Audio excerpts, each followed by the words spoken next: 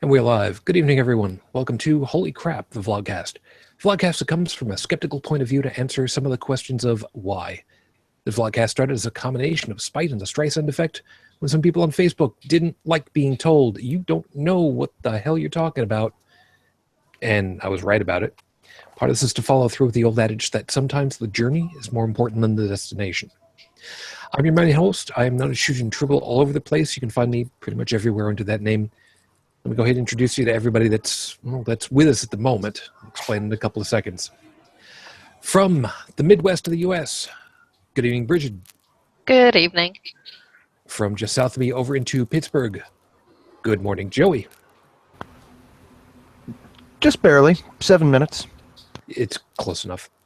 From just outside of arm's reach of the crap fest that is Washington, D.C. right now, good morning, UnrenownedTech. Good morning, and HP, I hate your printers. Yes, you should have just 3D printed a new one. We'll talk about that in a second. And, of course, across the water over into Paris, good morning, Joseph. Good morning, sir. So, a couple of quick pieces. Item number one, yes, our Canadian contingent is missing.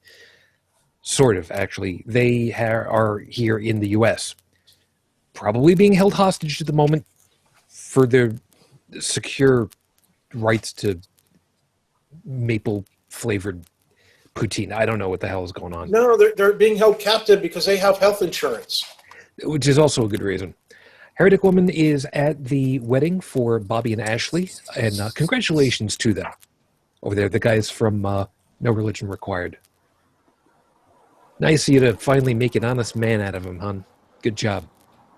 And Dalan is actually in the States for work, which, considering that we don't pay him nearly enough, I think I can't fault him for this one. But let me tell you, those service calls, those are getting longer and longer every day. Southwest Air, take good care of him, huh?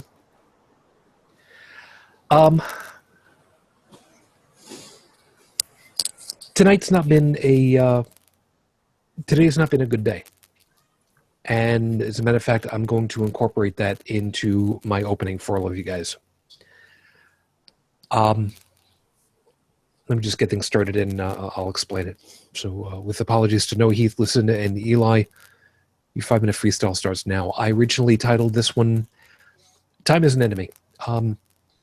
When I was growing up outside of New York City, the big radio station, I've talked about this on many an occasion, was WHTZ, Z100. Scott Shannon came in and he turned a radio station that was a smooth jazz station into a top 40 show, and his big claim to fame was that he turned it from worst to first in the Arbitron ratings, which was in the New York City area. It's pretty big when you consider that you had some serious heavy hitters at the time. Part of the color of the show was one of the characters that they had on, which guy that was named Mr. Stress. And every once in a while they would make a phone call, or he'd call in, and it would be a big thing about, why are you people calling me? Don't you understand? I've got work to do. Can't you hear that I'm busy over here? Answer me. Well, Mr. Stress, shut up. I'm talking. I was going to use that because one of his expressions was, I'm busy over here. Can't you understand that? Answer me. Time is an enemy. It robs us of life as it ticks away. What's wrong with you people anyway? Answer me. Stop interrupting me. What is wrong with you? Answer me. I was going to use that because what I was going to work with was the whole thing about the creationism and intelligent design, because you can't have microevolution because there is no macroevolution, or whatever the hell bullshit statement they're going to use. But of course, as we know full well, time is the big piece of it all. You have an abundance of time that micro just keeps going. I mean, you can circumnavigate the earth one footfall at a time if you have enough time. But that's not what I'm going to end up talking about. 24 hours ago, that was what my 5-minute freestyle was going to be. 12 hours ago, that's what it was going to be. 9 hours ago, I got the word that someone that I'd known for a long time from Second Life. Matter of fact, was one of the first people that helped out on the Friday night shows that Joey and I do now. Was found unconscious at home and was not able to be revived by emergency services and died today. I don't know how old she was off the top of my head. She was early 30s, if that. I'm pretty sure that's where she was.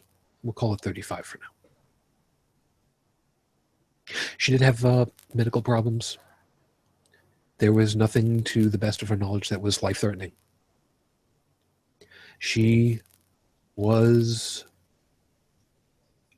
and I'm going to say this, and I don't care if we get somebody that complains about not safe for work all of a sudden. And Joey will back me up on this. We knew her as Jinya online. She was fucking fearless. If you were wrong on a topic that she knew cold, you were dead meat. As I worded it to somebody, her knowledge and wit were her sword, her intelligence and wisdom was her armor, and any God help you if you got on the wrong end of those. She was a writer. She wrote erotic fiction to make bills for a while. She was out there in the atheist movement and the skeptics movement. She helped out for the Skeptic Chicks group, helped pull them together. She was an escort at Planned Parenthood. And God's help you if you were one of the people protesting. Because when she didn't have to be quiet, she would eviscerate people left, right, and center that got in her way when they were wrong. And generally speaking, she was a good gay. She was a good gal. I knew her. I got to meet her once in 2010. One and only time. I am sorely going to miss her. Because even though I said before that were it not for cash, I wouldn't have this show as what it is, a podcast out there for everybody. Were it not for her, this podcast, this show, wouldn't have existed in the first place. I owe her a debt. And I'm going to keep doing what I'm doing. Because she would want that.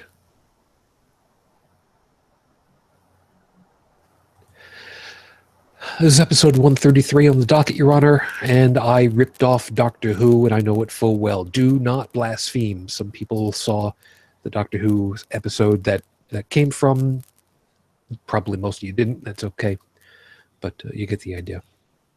Friday was International Blasphemy Day, and it's not so much that it's a particular day. It's the 30th of September. So if you want to mark it down for your calendar for next year, good on you there. I did go looking. Unfortunately, at this point, we have no new information on Raif Badawi's whereabouts or any news coming out of Saudi Arabia, which unfortunately does not surprise anyone. There is, however, talk that he may be up for a Nobel Prize for dissidents. His name is one that is being floated about. So, who knows? Maybe his name will be out there far more than what it already is. But in any case, as of the recording of the show, it is now 4 years, 3 months, 16 days since Raif Badawi was unjustly incarcerated for thought crime. Well, thoughts and hopes are still with you and your family. So, blasphemy. Wow, how well does that link in together? That's what he's in jail for. He's in jail because he said publicly, he posted publicly that he did not believe in or agree with Muhammad. didn't think he was divine or divinely inspired. He thought it was just a guy, and that's about it. And that's apparently all it took for him to be put into jail in Saudi Arabia. Wow, imagine that. So we're going to talk about some of that because, believe it or not, apparently there has been blasphemy charges, although not called that here in the United States. And fortunately, it's something that you could theoretically fight. And unfortunately, I did not prepare enough for tonight's show. If I were prepared, I would have prepared for everybody a loaf of French bread, or baguette, made with yeast, of course. That would have been a bacon-wrapped shrimp parmesan sandwich with a side of milk, because that would have hit all of the blasphemy charges right there. So let's see, shellfish, leavened bread, mixing dairy, because you can't have a parmesan without mozzarella on there. So you got cheese and pork, so cheese and meat and shellfish, leavened bread and milk, because a little extra dairy is always good for you. And pork, bacon. And pork and bacon, that's right, as it should be. Because everything should have bacon on it. In fact, I just had bacon. Well, I missed dinner, so. That's okay. That's fair enough then. However, deep fried bacon?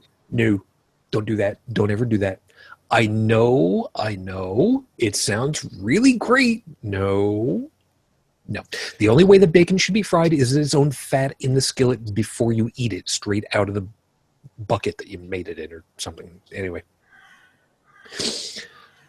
So, yeah. Blasphemy charges.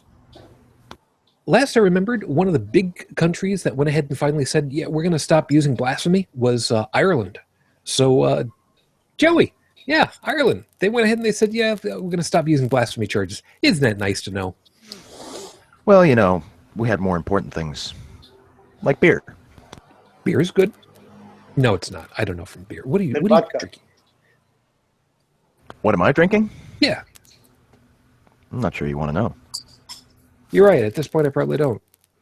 Great. This is not well, he and I have got this argument thing going on right now, sort of every once in a while. Something about, what he should be drinking, what he shouldn't be drinking, what he should be drinking more of, and more and more. You do realize, Joey, if you go outside when it's raining and you just tilt your head back, you could probably get high on acid rain or something.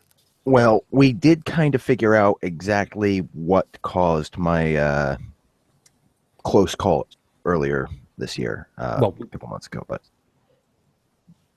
maybe, kind of, sort of, a little bit. Yeah.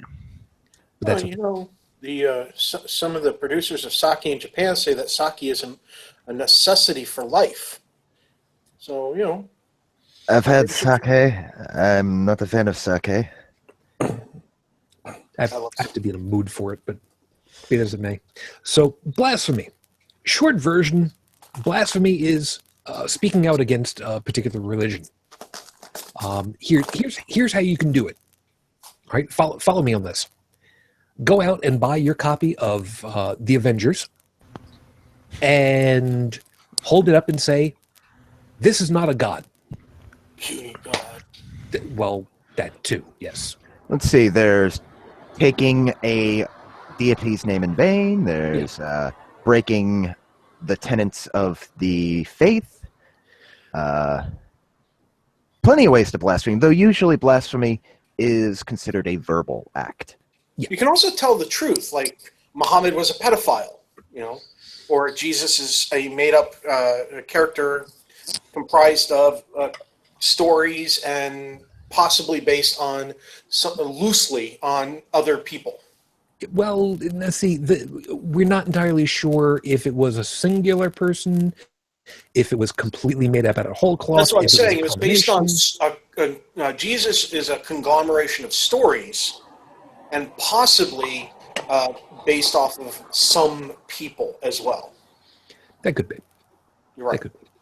That's why I said possibly. There you go. Yes. So now I was saying that over here in the United States, we have had a blasphemy charge, although it's not exactly a blasphemy charge. It was desecration of a venerated object. I desecrated that veneration. Yeah, well, you weren't nearly this thin or this young for that particular picture. I take your attention back a couple of years to a young gentleman who was in high school, as I recall, who had a picture taken of himself standing in front of a kneeling Jesus statue and simulating Blowjob! oral copulation with said structure. I remember that one. Mm-hmm. And he was charged with desecrating a venerated object. Did they ask the object if it didn't like it? Apparently not. However, because he was a youth, don't do it. They basically got away with railroading the kid, and I forget exactly what charges were stuck to him on that one. But it all came trespassing. Oh, you know what? I don't know, and I'm probably gonna have to mute myself in order to go look it up. But yeah, this basically came down to you're blaspheming our statuette of this guy whose skin color we probably got a little bit on the wrong side on the Pantene scale. Was that Joey? Was that right? Pantene scale? Pantene, is it? How is it pronounced? Pantone. Pantone. Because Pantene is what you put in your hair. Right. Got it. Though I have to say, while we're on the subject, I know, completely random, but our I forget exactly the name, but I'm just going to say African American Museum here in downtown Pittsburgh, across from the Westin. For a while, they had a bunch of pictures of people's faces posted up across the side of the building, and they had Pantone colors for each one. Yeah, it was. I remember that. Folks were basically bare to the shoulders, and everybody's face, young, old. Some were significantly old, some were significantly younger, and everybody's got a color. And you know what? No color is better than another one. Mine's neon white. There were a couple of them that were quite pasty white, like that. Very, very, very light pink. A couple of them too. Well, I mean, I've got Irish, Italian, and Russian, and Polish in me. I'm neon white. I'm as white as they come, without being albino. I could probably challenge you on that, seeing as I don't tan. In fact, I'm probably getting a sunburn just from the screen right now. I'm wearing SPF 5000. I'll give you some. What you do in your off time before and after the show is your business entirely. Anybody not wearing SPF 5000 is going to have a really bad day. I'm glad that was not lost. It was lost on me. All right, so blasphemy, we've got to deal with that, unfortunately, here and there. And like I was saying, Rafe Badawi is he's serving out 10 years, I think is what it was supposed to be. Here's the thing that people need to remember about Saudi Arabia. If you go to Saudi Arabia, and let's say you're a Christian, okay, and you start telling somebody about your Christian views, and let's say, keep in mind, you're not a native of Saudi Arabia, you flew in or you walked in or whatever. Well, you'll get hit with if you get caught by the religious police, you'll get a hefty fine. You could possibly get jail time. It depends on how rich you are and how well known you are. And if you don't believe me, look up some of the people who got caught preaching Christianity in Saudi Arabia and well known versus not well known, and what the punishments were, and exported or deported. Sorry, exported. Right? You get sold. No, you get deported. Assuming you don't live there. Now, if you're an atheist and you go there and you do the same thing, that you talk about a lack of belief, well, first off, you're classified as a terrorist. The punishment for terrorism in Saudi Arabia is death. Okay, regardless of the means that they do of how they end your life, the punishment, the penalty for terrorism is death. So being an atheist in Saudi Arabia, they will kill you. Okay, now they've been kind of going a little light on that. Okay, because they've had all this negative attention, but it's not outside of an action that they're allowed to take by their own rules. They're a theocratic government. They are not secular like the United States. Okay? In the United States, the reason why you can practice Christianity is not because we're a Christian nation. It's because we have secular laws stating specifically that you're allowed to believe what you want, that you're allowed to practice your religion, okay, as long as you're not hurting other people in the process. And that's what a lot of people don't get about Saudi Arabia. Saudi Arabia, that's Islam. Okay, if you can keep your religion to yourself if you're not a Muslim, you can keep your religion to yourself if you're your lack of religion to yourself as an atheist. But as soon as you speak out, and anything, and that can be considered in any way, shape, or form against Islam, even just disagreeing with it, your ass is toast in one way or another. Now, the thing that sucks about this is it's theocracy. Theocracy is the extreme end of the scale, unfortunately, where blasphemy is, well, like I said, it's a death penalty because it's just as soon as you step out of line, they've got the order on high, so to speak, that you're not part of the group. You got to be, well, excised. Yeah. Just like any other dictatorship in history. Exactly. That's exactly what it comes down to. But the problem of it is, you get a bunch of people together, that dictatorship is, yes, a theocracy does end up being a dictatorship, but the problem of it is the power is really, really spread out a lot. And it's really powerful because religions basically say, if you're not part of us, you're against us. And it was the same thing in communist China and in communist Russia. I mean, the people were basically policing themselves. You would denouncing your neighbor and all that. If anybody showed signs of not towing the line or questioning the proletariat or whatever, then they were reported and taken away. Siberia is full of people like that. Or was.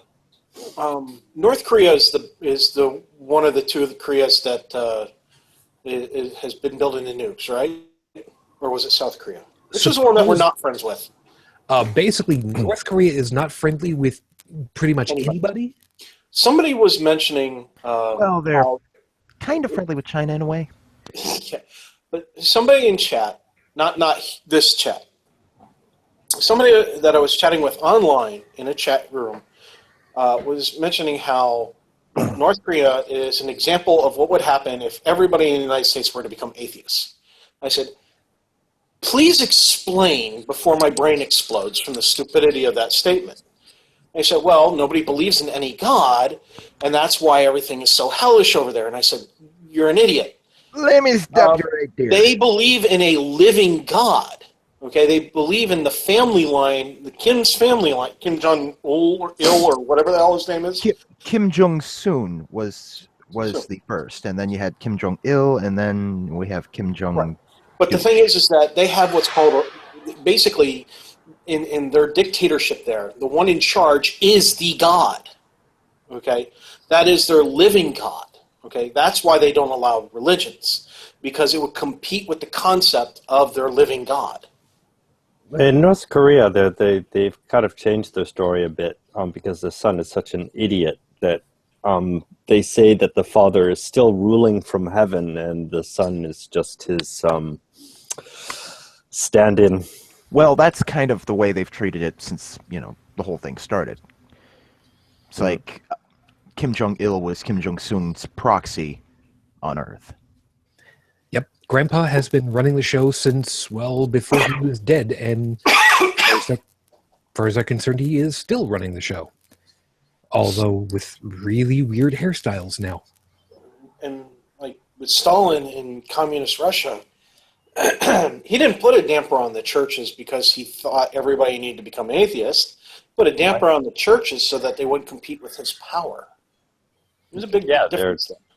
That's why I so dislike that communism equals atheism meme, because when communist Russia, when they were suppressing the church, they weren't promoting atheism, they were kicking out the competition. And I would personally suggest anybody that wants to even discuss communism in any fashion should really go experience it for themselves before they do. Because, I've seen the whole internet brash on communism, and half of it just makes my head spin. Folks really just don't understand what it is and how it operates, huh?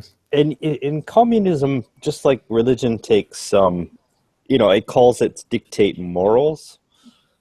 Like communism in communist Russia wasn't really communism. It was a dictatorship. They just hijacked the word. And it's funny that we brought up Stalin because we were just talking about him last night. Yeah. The way he maintained power, primarily with the higher echelon of his group, was making sure everybody was kept drunk and pitted against each other. Mm-hmm. It's kind of what's going on in the United States to a certain degree now. See, that's a whole other thing. I'm not going to let us railroad down that way.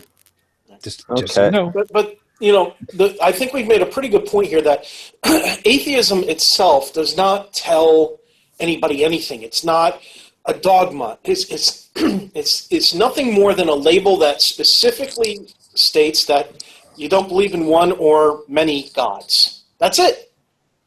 That's all it says. It's you're a non-theist. That's all it means. There's nothing else to it. It's not because you're a non-theist, you must act this way, or you must speak this way, or you must not believe in all these other things over here, or you must run your life and the lives of others in such and such manner. The only thing that tells you these things, besides laws, are religions. It's a religious concept from ignorance, that's all. I mean, once you strip that full label away, I mean, you've got a lot of different people thinking and doing a lot of different things. So it's a fake category. Meaningless. Let me give you guys an example of something that could be considered blasphemous. And you're going to love this one because Brigid, even though we don't have your camera on, I'm just waiting to be able to hear you wince, even with your mic off. Here is a little something that could be considered blasphemous. Not getting your infant child circumcised. Here's the wincing part. I did not say which sex. Now. True, you didn't. Now. Ooh. Yeah. Now, traditionally, male children in a lot of Western countries have been traditionally circumcised. I have no problem with saying that, yes, it was done to me. I don't feel real happy about that. But, I don't know what I'm missing. But and don't forget the ones who miss. Yeah, there's a whole piece with that. But female genital mutilation is what is currently termed. Brigid, I can't imagine that would be a very good or healthy thing to do to people. It could actually kill people, infection in things. But no, it's not a good thing to do to people. No, and yet it's kind of a requirement in the Jewish faith at the very least. What does that have to do with blasphemy, though? Oh, I'm glad you asked. It was part of the pact between God and Abraham, wasn't it? Tech? You're the resident Jew of the group. Jeez. Calling upon my brain at this hour of the day. You chose to come here, motherfucker. Not my fault. You know, Bring my forth your nephew, inner Jew. my nephew had his bris, and that's where they circumcised the male infant. And now on the positive, because I was there because my sister asked me to be there. On the positive, the moil, that's the Jewish priest, if you will, who performs the circumcision, used modern-day methods for sterilization and even to numb the area with a bit of a Novocaine ointment, basically. There was no mouth contact or any of that crap you hear about. And the instruments were sterilized in front of the parents. It was open for anybody who wanted to observe, basically. It is the removal of the foreskin. And the thing about that is when you remove the foreskin off of a male child, you are removing anywhere from 1/3 to 2/3, depending on the cut, of the nerve endings in the penis that actually activate pleasure centers in the brain. So yes, men who have been circumcised at an early age, they will actually have received less pleasure from sexual activities than men who have not been circumcised. There are also hospitals now that will offer to circumcise infants, not based on religious means, but on a misconception, a medical misconception that it's easier to maintain the cleanliness of the penis without the foreskin, when all it really takes is, one, a little bit of attention to detail on the part of the parents, and two, as the child's getting older, to teach the child how to do it for themselves. It's not that hard, okay? My son is not circumcised because he's not technically Jewish. And I taught him at an early age how to clean, how to maintain cleanliness.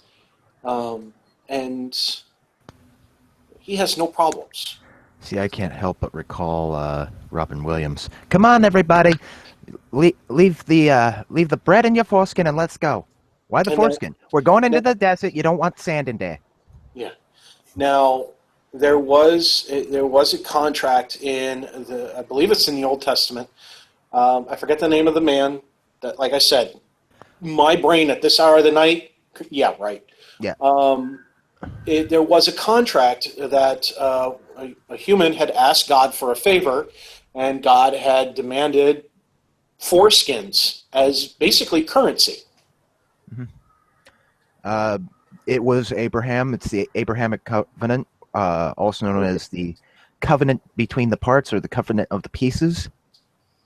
And it's the basis for the.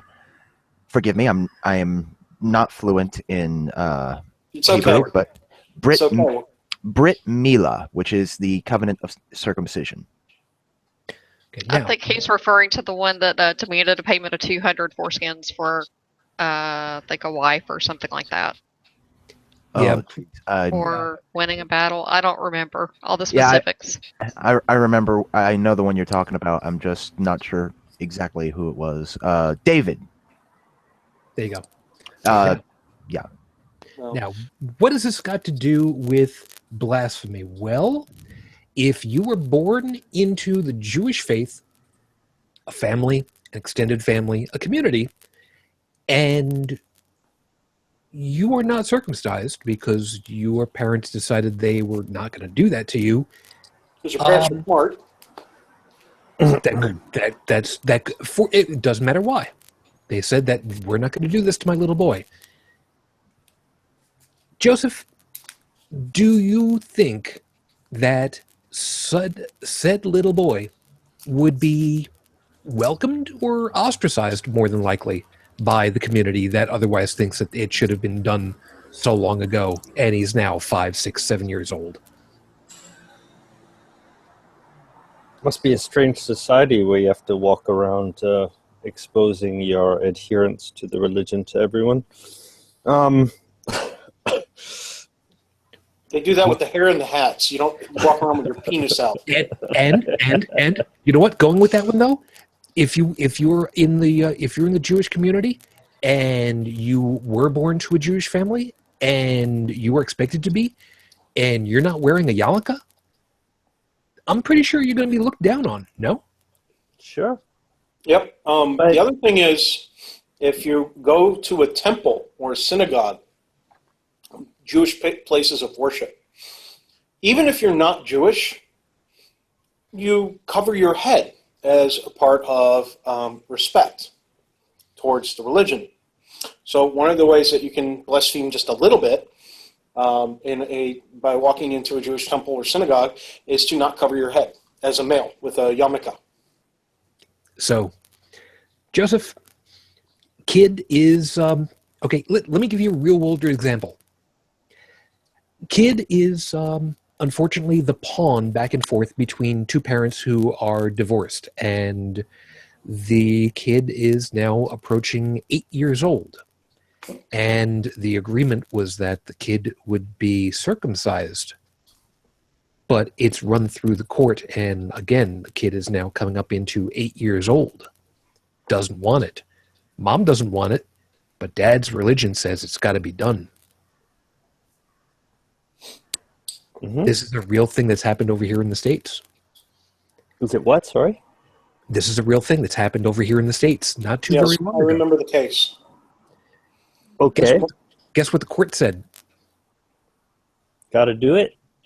Yep. The court said you got to do it because the mom signed an agreement saying that she would do it, and later found out, you know what? This is a really bad medical idea. The other thing is that one of the things the courts didn't take into account is that in the Jewish tradition, the lineage and following of the family line is followed on the mother's side. That means if the mother is Jewish, the children are automatically Jewish. If the father is Jewish, it does not automatically make the children Jewish. The only way for the children to be Jewish at that point, if the mother is not, is for the children to go through the process. So the idea of not going through this, dare I call it, ritual, is... It is a ritual. Well, yeah, but... See, I've got a hard time with that one because it is... God, it's also a celebration. They make it into a party.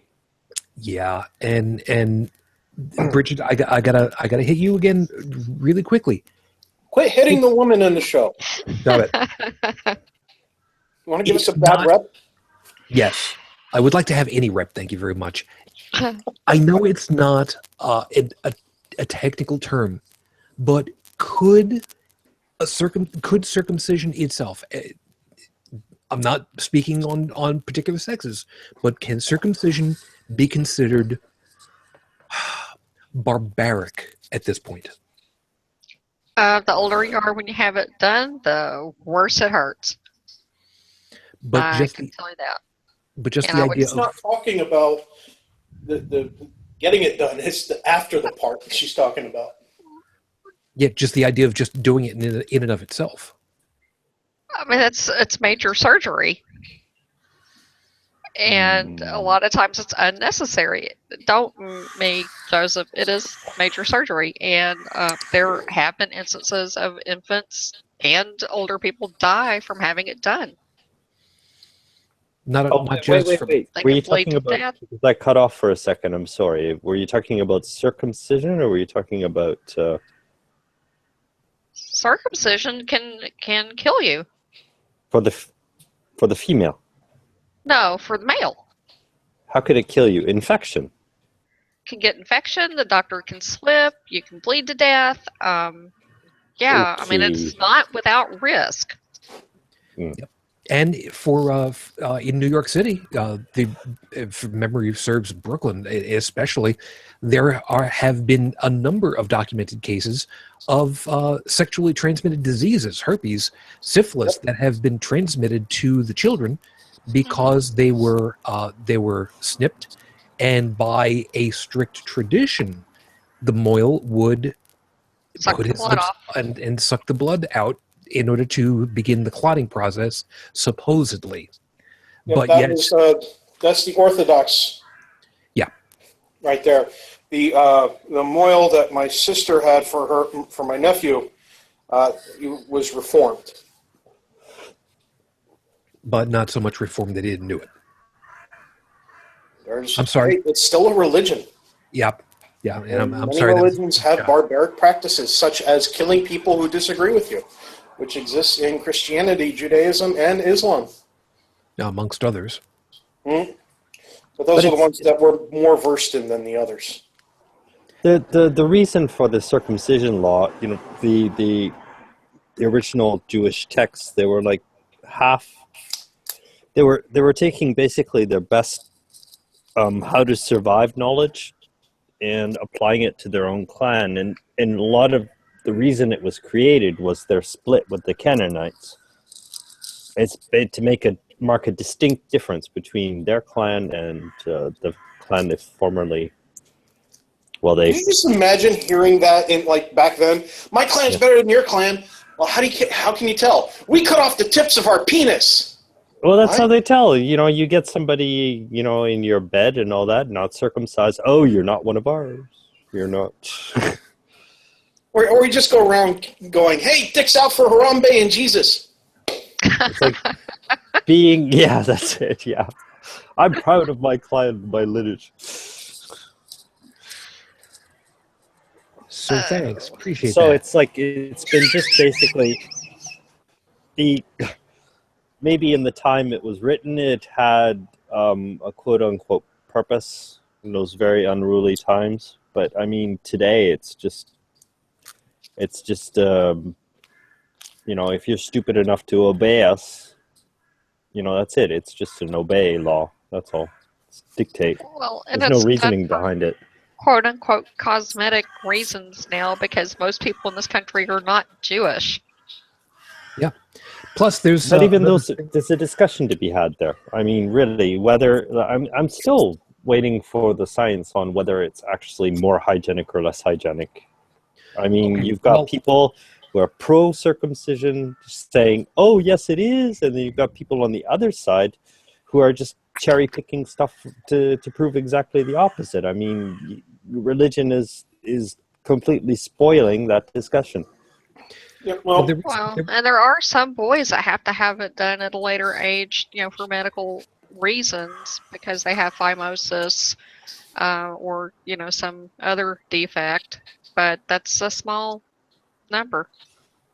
Oh, and religion's doing the same thing to the abortion discussion too. I mean, they're just drawing a line, and people are just like lining up to one side or the other of it, but it's religion who drew the line. I mean, there's got to be a rational discussion about stuff like that. But I still don't know what this has to do with blasphemy. Well, exactly that. If you don't do it, you can't be part of our group. Mm. It's tacit, but it is a blasphemous thing. You did not do that to your child. You can't be part of our society anymore. The funny thing is that, you know, I am circumcised, but I still can't be part of their group.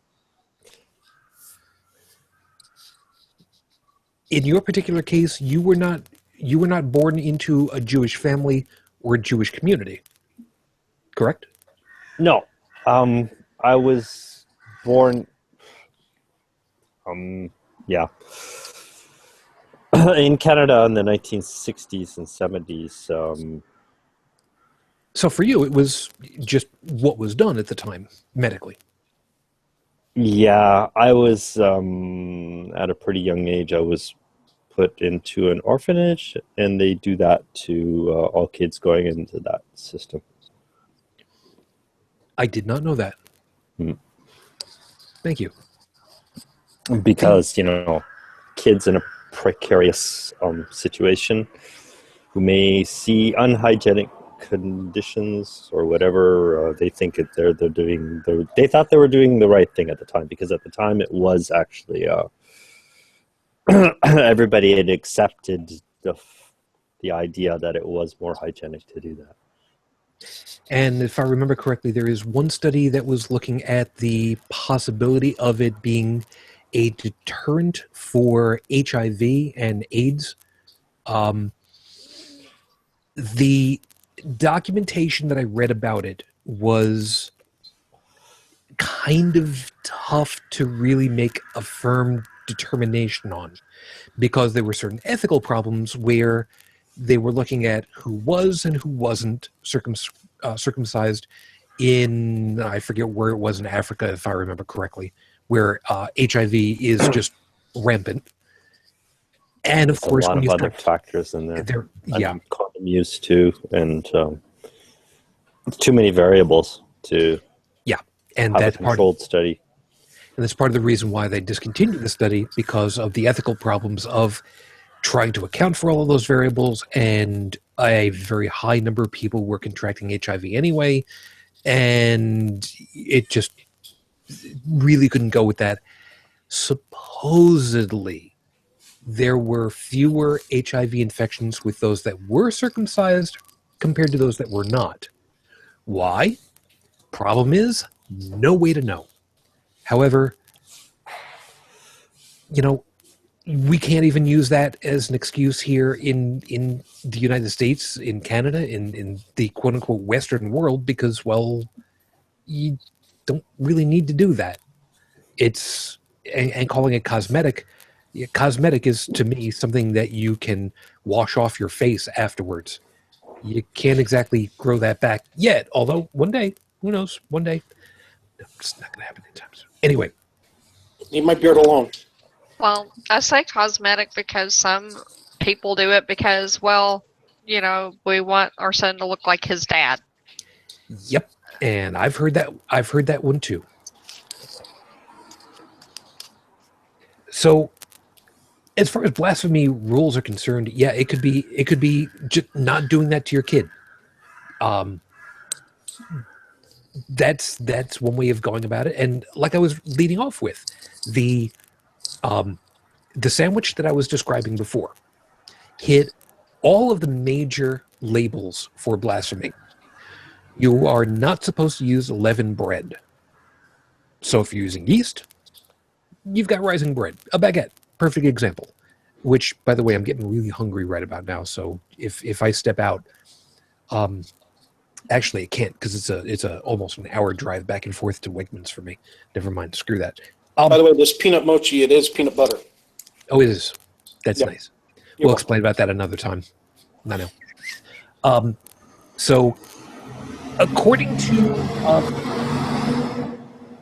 thank you. According to the big three, shellfish, you are not supposed to eat. Now, Not basically, it supposed to comes get a down. tattoo either. Well, Unleavened bread is only for the Passover, by the way. wait, really? I thought it. Oh, okay. I take that one back a little bit. Yeah, you eat matzah during Passover. Well, matzah is good for shingling, I guess. I don't know. Most of my teachers and mentors are Jewish. Could be worse. Could be Mormon. Although that would be funny as hell. Mormon contingent in France, that'd be funny as hell. I think I see them from time to time from my balcony. It's really, really funny because they do evangelize here. Oh God. The only thing never mind. Can't talk. Scratch it from the record. Dalan, fix it in post. He's not going to do that. He's all right. So, okay. So according to the book, leaving the bread out of the equation at this point, fine. Well, we can replace the bread. You know what? Doesn't matter. Doesn't matter right now. Leave the bread out of it. Fabric. Tattoos. Don't worry about it. Don't worry about it. All the shit the Canaanites did. I mean, the mixed cloth was typical of the Canaanite priests. Okay. For those that don't recall about that, you are not supposed you are supposed to wear clothing that is only made of a singular material. That's probably the best way of putting it. So anything currently modern day is probably going to be blended of various things. Polycotton, of course, being the big one.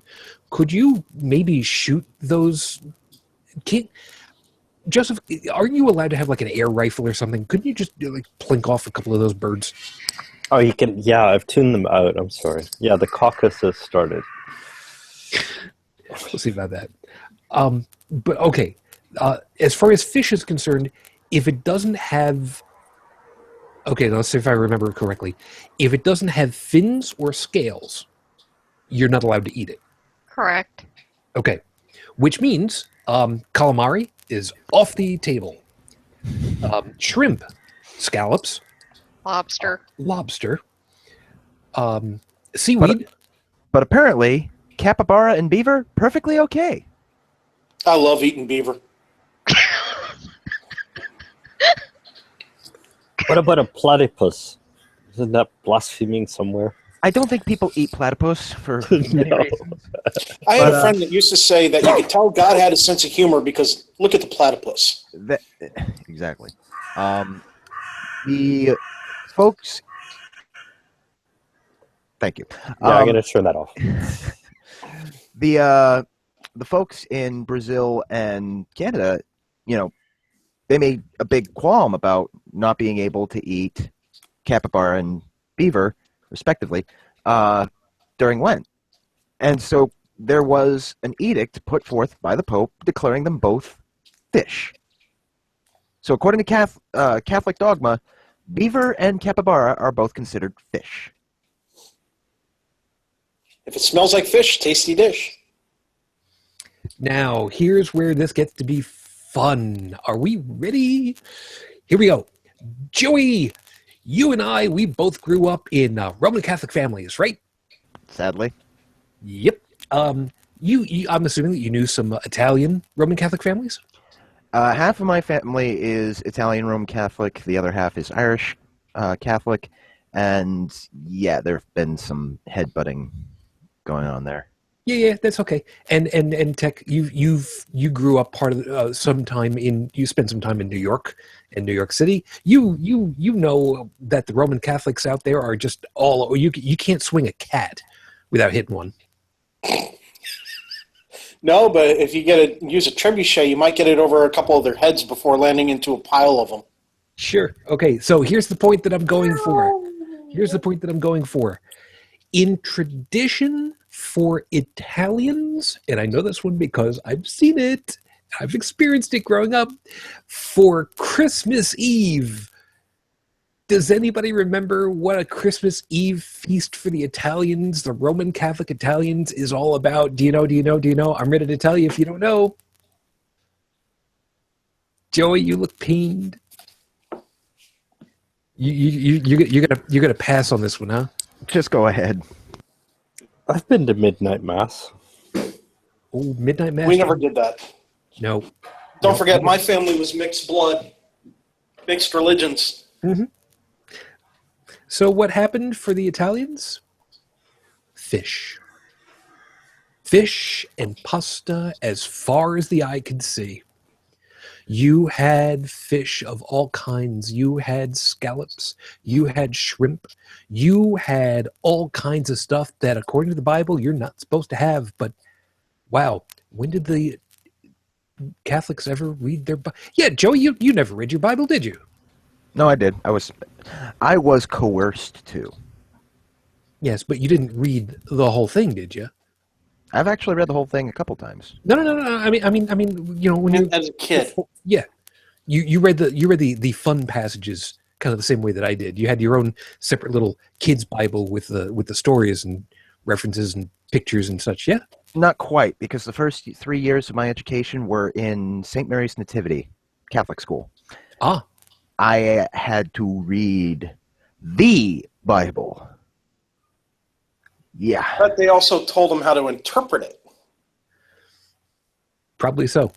And by the way, There's I'm a gonna go reason. ahead There's a reason why, in dogma, they compare Catholicism and the other Christian sects. And, you can always tell a Catholic because they mourn their faith. Yeah, they do. And in case anybody doesn't know about this one, I do have the chat window popped open so that I can keep track of what's going on over there. I'm going to go ahead and say 1, 2, 3, 4. 4 people who are commenting over in the chat window right now. We're all a bunch of dumbasses. Why And is I'll that? go ahead. I'll tell you in a second.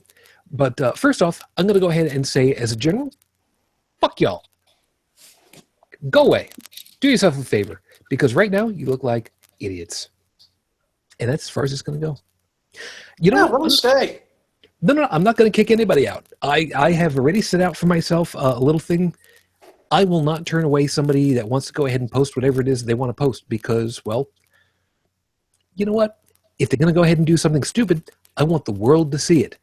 For instance, although he didn't chime in here yet, but all the comments that Nephilim Free has ever posted on our stuff, still there in the posterity, man. They ain't going nowhere.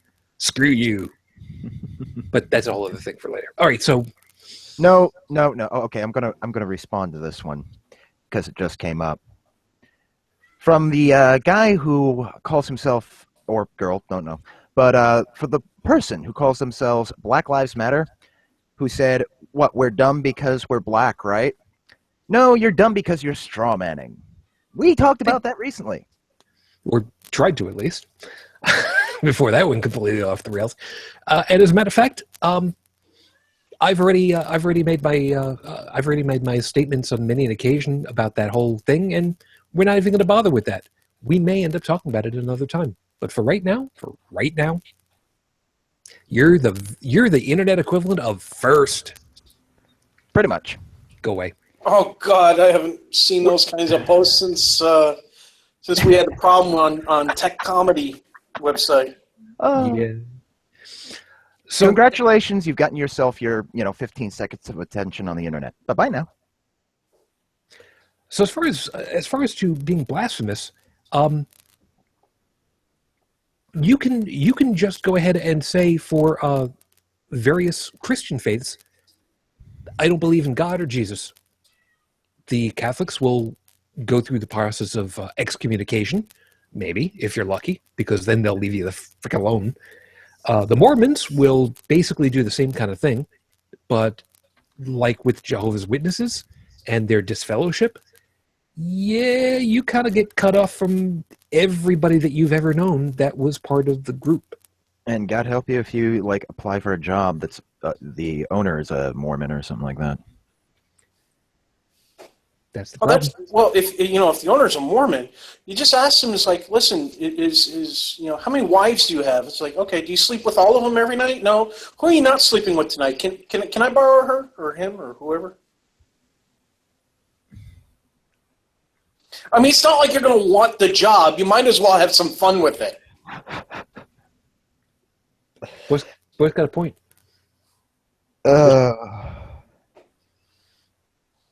And yet, and here's the funny part, and yet, those of us who are not locked down to a religion, or maybe some that are, wow, I have to write that down. I need to see if I can coerce somebody to talk with us about polyamory. Wow, damn. There's two ways to do polyamory: the right way and the Mormon way. Wow, there's so much wrong in that right now. No, There's more ways than that, but I was oversimplifying the concept. Yeah, and I mean, you can still do it the wrong way and not be doing it the Mormon way. That's true. That's true enough. All right. All right. So, gotta be reminded. I gotta jot that down for myself so I don't forget. Who's that sex doctor? What's his face? Dr. Dr. Vinny Gumbats. I know him. Yeah. No, the one who does the podcast and Daryl Ray. Daryl Ray. Yeah. If we're going to talk about relationships and sexual-based relationships and stuff like that, we should have his ass on the show. He knows a lot more about it than we do. I can try. I'm not going to turn that away.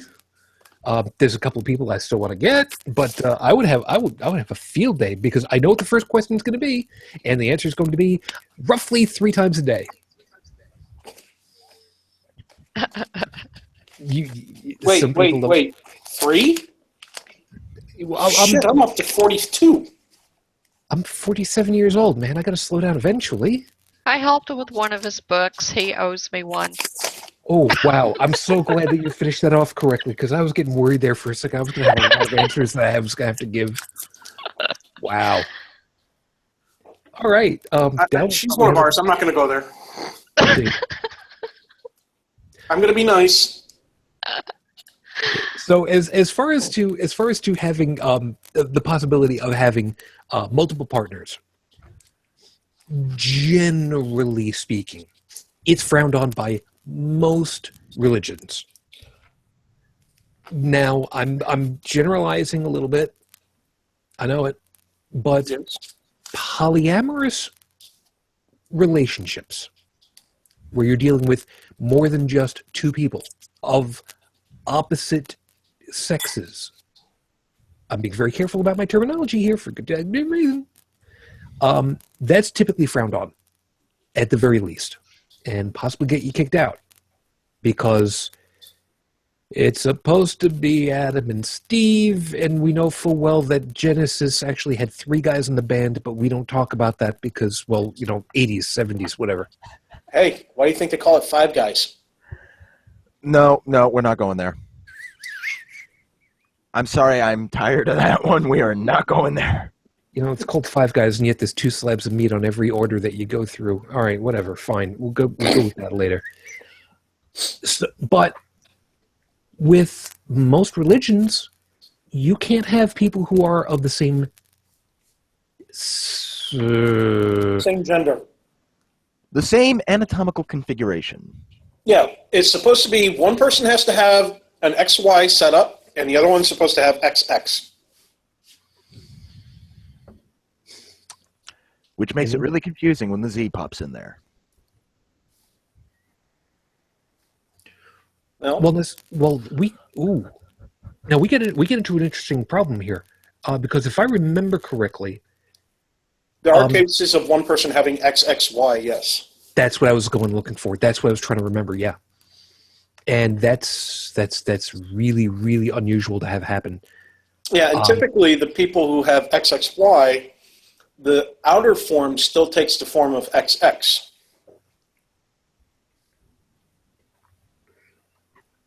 I'm not talking about hermaphrodites. There are people who they appear to be women, but they have an extra chromosome, and it causes certain medical conditions. If I remember right, it's testosterone gets produced more, so there is this androgynous form a bit. You know what? We should stop right there, because we're going down into an area that we really don't know dick about. And forgive me for wording it that way. It's the only way that I can really get it across. We don't know diddle squat about this area. You're right. We should have Daryl Ray on and talk with somebody who knows a hell of a lot more about this one than we do. So let's shelve that. So now there's 2 people that I got to try to find. Oh, God damn it. All right. So somebody make a note for me that we need to find Daryl Ray, and I need to see if I can contact Nicrodrone. Most people don't know who that is, and that's fine. I'm gonna find that out later. All right. Maybe somebody who knows a little bit more about the ins and outs of being in a polyamorous relationship. All right. I do know the Pope made a statement today saying, I think it was today, the first. Is today the first? Today's the second, right? It is the second now. It was the first. Yeah. He made a statement yesterday that family values have been attacked, and I sent you the link to this, Shujin, that the family medium, if you will, the how everything works, is being attacked not by gay people, but by words. And what was it? It was, jeez, I just had it. It just disappeared in front of me. Sorry, I'd help. Oh, here it is. He said that it's a war on the family. Gender theory is the war. They're not destroying it with weapons, but with ideas. I was like, well, religion's an idea that destroys a lot of lives too, asshole. I was like, I guess he's not being, I guess his openness was just a theory. Could be. Brigid, gender theory, I don't remember covering that in biology. Granted, biology class for me was a long time ago, but I don't remember that being up there along with electrical theory and germ theory and gravitational theory. Could you fill me in on what that means? That wasn't a thing when I was in school either, so there you go. I mean, we're talking back in the 80s and 90s, that just was not a thing. Yeah, somehow or other, I get the funny feeling that gender theory, I think, is what's the term that I'm looking for? This technical term for it. Bullshit. No, what the Pope is trying to reference is the concept of people who are, let's say they're born a man, so they're XY chromosome, but they identify as a woman, and that's who the Pope is targeting. People who are not identifying as their own gender, that they're what their genetic code says versus what their personality, their mind says they are. And that's what the Pope is saying, is that people like that's a war on family values. Yeah, well, it's also an attack on, I don't know, science, because gender theory is not a thing. I think what they're doing is they're just using it as a label. Yeah, well... interestingly enough, the Y chromosome is getting shorter and shorter. It may disappear altogether. But we have the psychologists and the psychiatrists have identified that there are people who their mental state of mind is, properly opposite what their gender is. Yeah. And that's why there's a lot of people that they have to go, because of the way the insurance companies work, they have to go see a psychologist and get that visit documented on paper so they can go to their insurance company and say, yes, I need gender reassignment surgery because my body was born a man, but I am a woman, and here's the damn doctor saying so. And even then, some insurance companies still won't pay for it or help pay for it. Which is... And that's one of the fight that I believe Callie Wright is fighting. Yeah. A lot of people fighting it. Yeah. So Callie Wright, there's another source of a wealth of information about this kind of stuff. That would be another good reference to have, somebody who's more knowledgeable in that area than we are. So how does this fall under for blasphemy? Well, you're going to go ahead and say that you're not what they say you are. Well, you go against the establishment. Yeah, that's what it comes down to. Well, gender roles are clearly delineated in the Bible. Yeah, by the great number of women in the Bible that have anything to do, that aren't hacked up into 12 pieces and distributed to the 12 corners of Israel, right? Good point. Mm. How about furries? They get attacked by church groups all the time. And they don't deserve it. Bible, though. And the furries are peaceful. Well, but I don't understand why they're being attacked. There's nothing in the Bible that says, thou shalt not be a furry. They're being attacked because they're doing something that is out of the comfort zone of these religious people. Actually, there is a piece about it that that I forget what the latest numbers were, but every year at Anthrocon, there is a group that comes down and does actual scientific investigation, gives questionnaires to folks, and finally, I got the opportunity of doing it this time, that ask questions about who you are, how you identify, a couple of different pieces about who you are. And there is a significant percentage of us in the furry community who are transgendered, homosexual, not Straight? in, well, yes, but who are nonconformist in who they are. That would be otherwise, and I'm going to use this very, very carefully chosen word, dictated by these groups that think that they're supposed to be able to tell you how you're supposed to live your life and be, i.e. churches. Because if you're a man, you're not supposed to lay down with an animal, so I can see them going with that, even if it's fake, but be that as it may. You're not supposed to be doing with another guy if you're a guy. Although, best of my knowledge, I don't think there's anything about women being with women. Nope. And there is something about women and horses and donkeys and but we should Okay. use that. Okay. But anyway. But just for some of these people, just the very fact that they exist is considered blasphemous.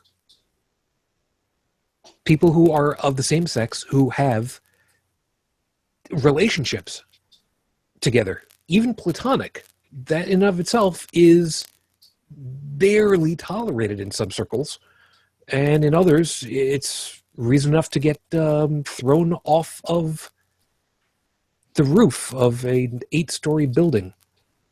Now let's see if I remember that one. I think that one was in, I don't think it was Saudi Arabia,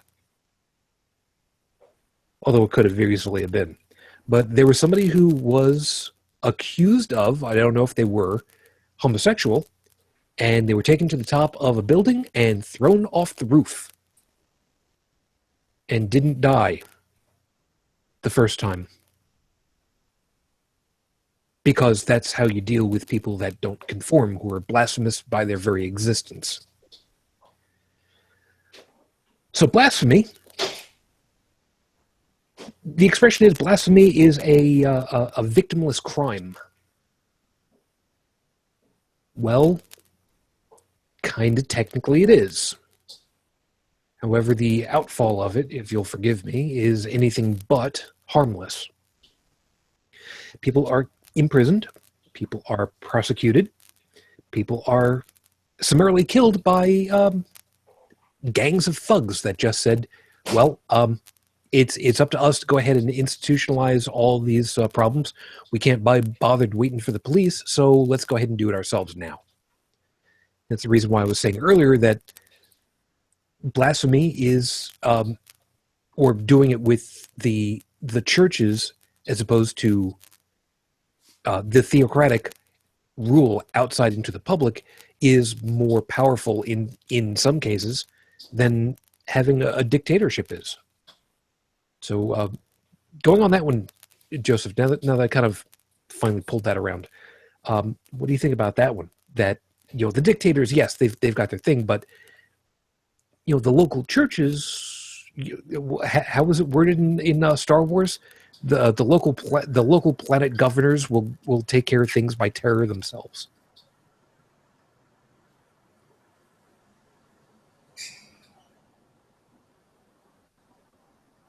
Am I supposed to answer to that? Well, I'm wondering how you.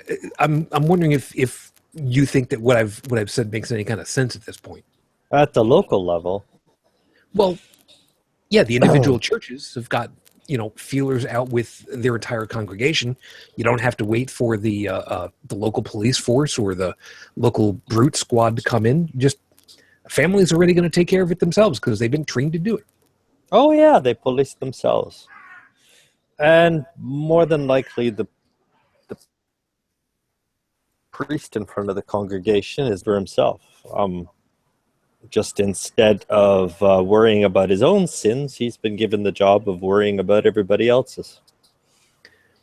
And getting 10% of everybody's tithe at the same time to manage. Yeah, got to pay for that Cadillac somehow.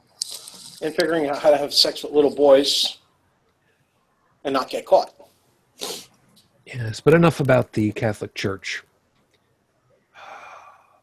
people want to go ahead and give me crap about that, you know what? Go right ahead.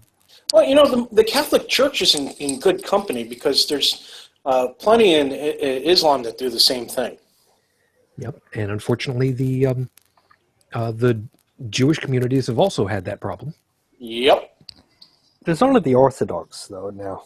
I mean, the Jewish community has got to be one of the most secular nations.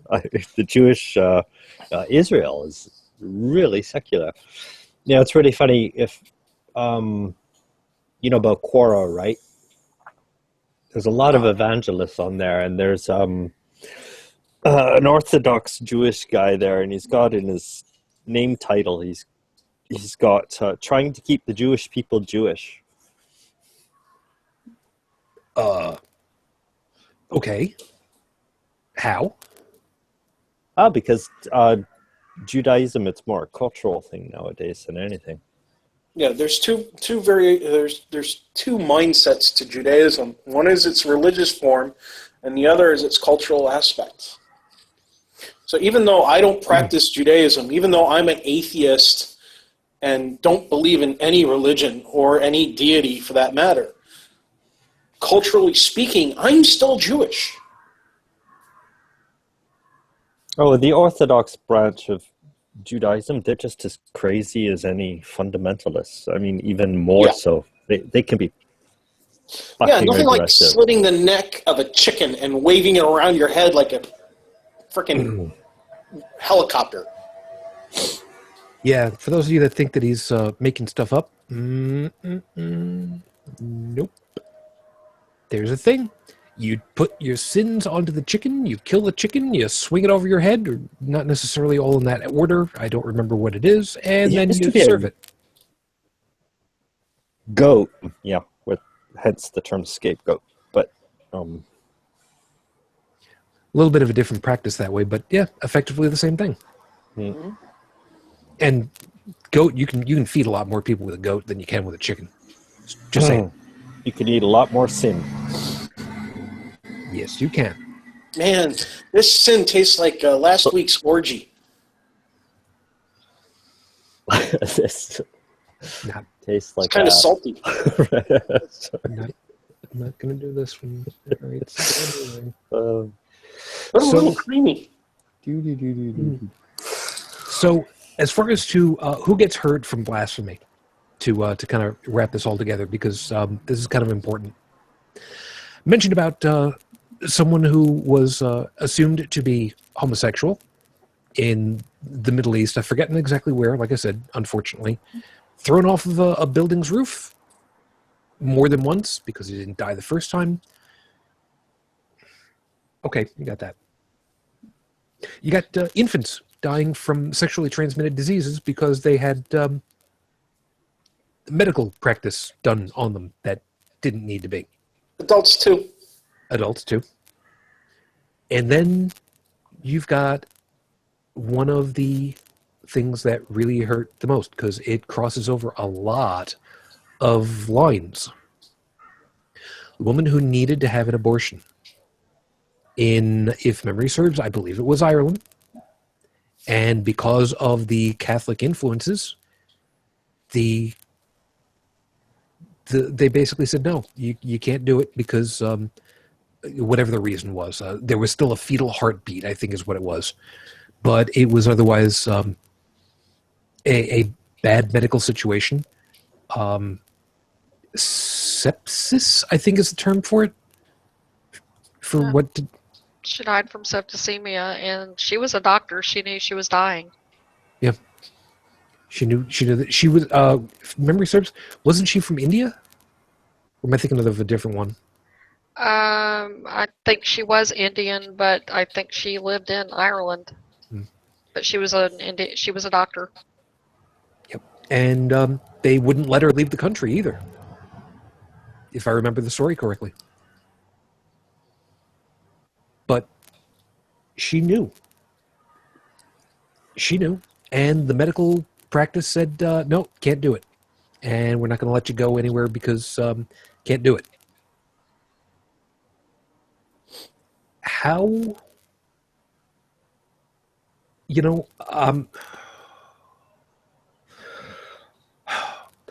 Brigid, I'm hoping that you can actually forgive me for asking this question, because I've tried to remind myself to always be brave, no matter what the question is, where it takes me. As someone who is medically trained, if you know what is going on, you know that you will die from not having this procedure. I have to imagine that that has got to be one of the most terrifying thoughts that anyone could possibly have. You know, it had to be. And the thing about it is, you know, her caregivers probably knew that as well, but their hands were tied because of the law. And they would rather have her die than risk going to prison themselves. Now, does this actually translate here in the United States? Yes. Yeah. Yeah, it does. It And does. Brigid knows all too well. You have these laws now where a woman cannot have a termination after 20th week of pregnancy, and in some places it's regardless of the reason.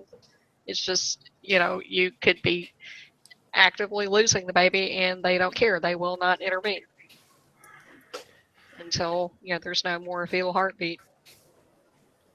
And these medical rules were brought down by which medical establishment in the government?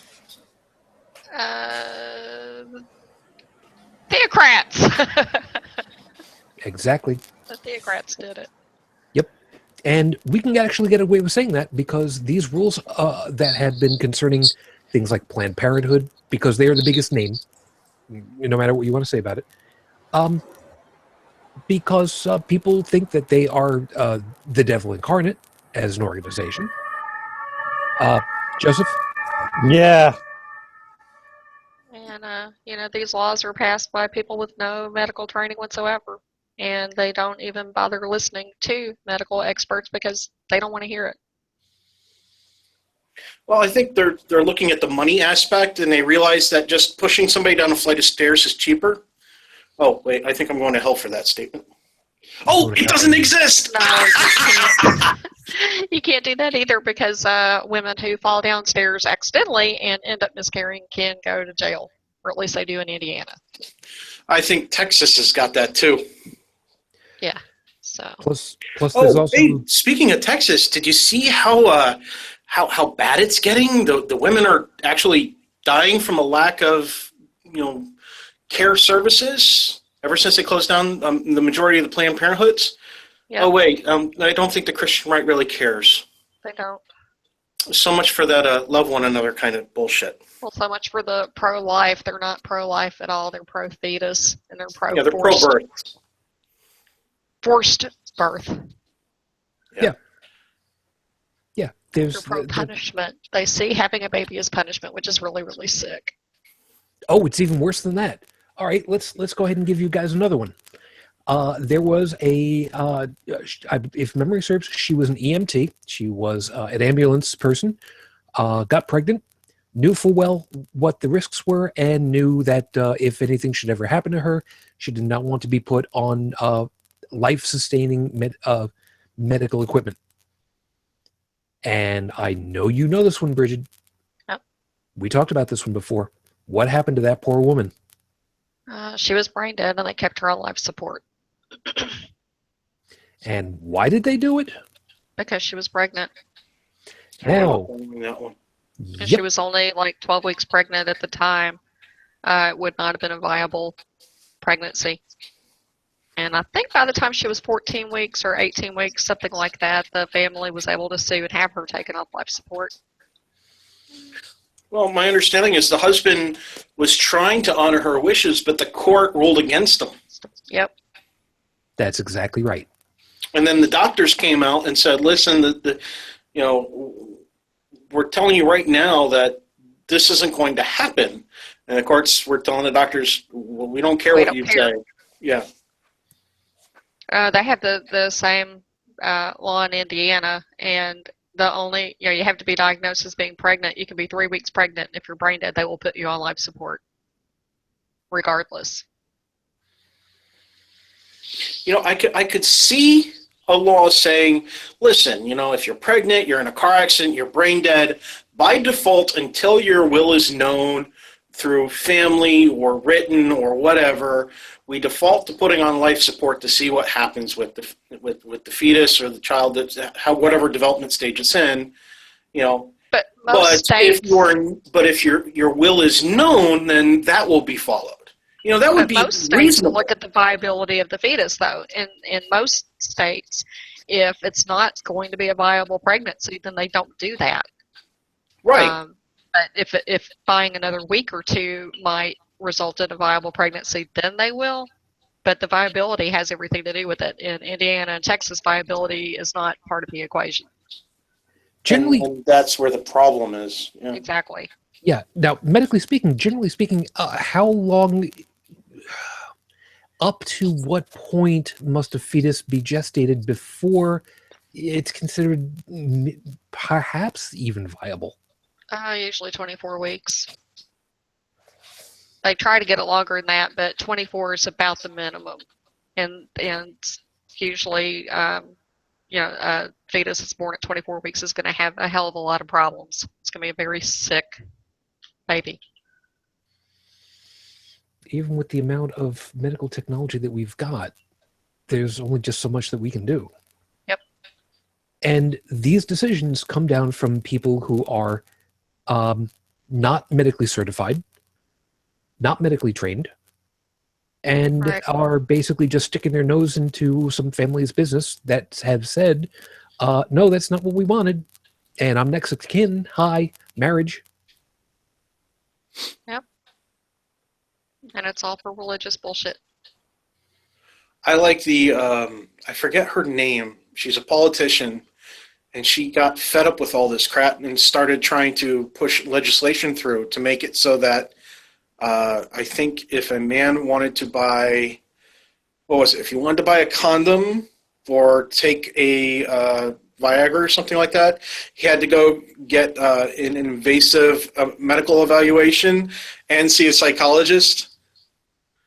Yep, have a waiting period, have every pill signed off for and not covered by insurance or whatever. Yeah. Oh, yeah, she went the full gamut. And I was just looking at that, reading that article going, I hope that passes. But this is the problem with blasphemy is you are going against the wishes of whatever the church, whatever the religious organization says.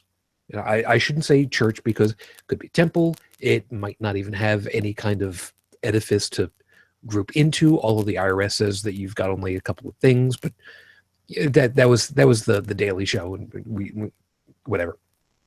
Which that was a great piece, by the way, on later. Anyway, The problem you're having with that now too is a lot of the Catholic hospitals are buying up all of the public hospitals. yep, that's exactly And where in I was some going. counties, you cannot find a hospital that is not run by Catholics. Exactly where I was going.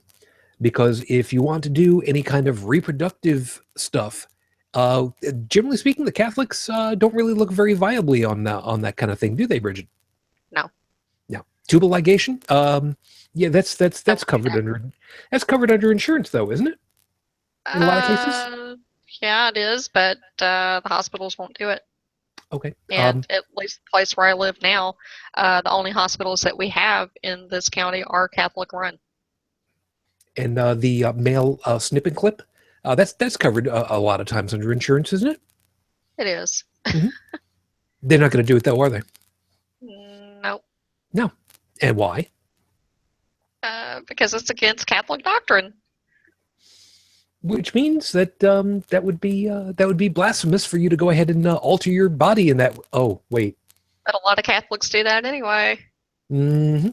And they take the pill, Pills. Yep. and they use condoms and foam and IUDs and a whole bunch of other things. But don't forget, anal sex apparently is perfectly fine.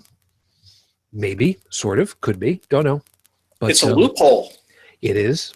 It is. Anal sex for Jesus. Kids, look that one up. Oh, God.